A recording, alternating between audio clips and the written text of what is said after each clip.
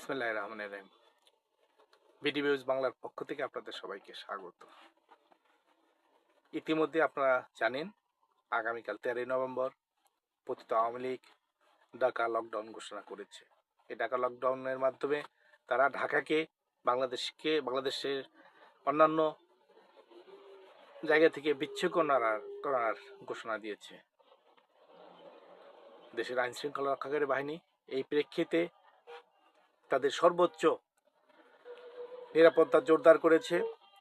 কোনো নাশকতাকারীকে, কোনো দুষ্কৃতিকারীকে সন্দেহ করা মাত্র গ্রেফতারের নির্দেশ দিয়েছেন।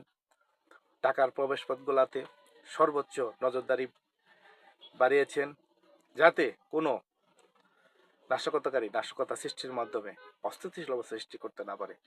আইন শৃঙ্খলা রক্ষাকারী বাহিনী দেশবাসীকে আশ্বস্ত করেছে, আওয়ামী লীগ বা আওয়ামী লীগের কোনো দোসর আগামীকাল 13ই নভেম্বর ঢাকা লকডাউন কে সামনে রেখে কোনো নাশকতা, কোনো দুষ্কৃতি করার কোনো সুযোগ পাবে না। ধন্যবাদ সবাইকে।